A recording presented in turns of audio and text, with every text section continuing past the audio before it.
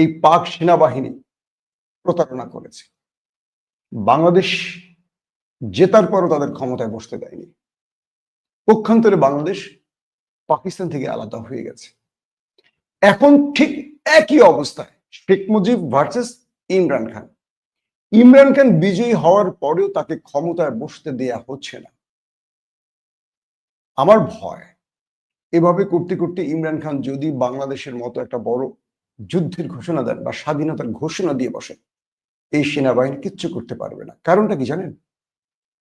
বাংলাদেশ এবং পূর্ব বাংলা পশ্চিম বাংলার মধ্যে একটা পার্থক্য ছিল, কিন্তু পাকিস্তানে এই মুহূর্তে ইমরান খানের জনপ্রিয়তার র্যাঙ্ক ৮০ থেকে ৯০।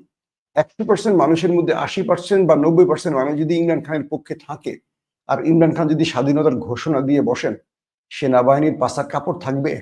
আপনার মনে হয় এই সেনাবাহিনীর নিজের দেশের লোকদেরকে মারা শুরু করবে? সেনাবাহিনীর বিরুদ্ধে মানুষ যখন নেমে যাবে, পাকিস্তানের বিরুদ্ধে ভারত নেমে যাবে, ইসরায়েল ভারত তো প্ল্যান করিয়ে আছে, তখন পাকিস্তান এই রাষ্ট্র কয়েক টুকরো হবে। বালুচিস্তান একটা, খাইবার পাখতুনখোয়া একটা, পাঞ্জাব একটা, গিলগিট বালুচিস্তান একটা, আজাদ কাশ্মীর একটা, এক পাকিস্তান হয়ে যাবে ৪-৫টা দেশ। সেনাবাহিনীকে বুঝতে হবে দেয়াল পিঠে না ঠেকানোর আগে রাজনীতির এই পরিবর্তন আনা খুব জরুরি।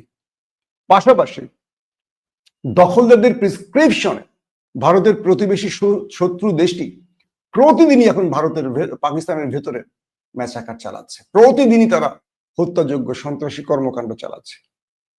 আফগান সীমান্ত দিয়ে সেই বিশেষ গোয়েন্দা সংস্থাটি প্রতিদিনই সন্ত্রাসীদের পাকিস্তানে ঢোকাচ্ছে।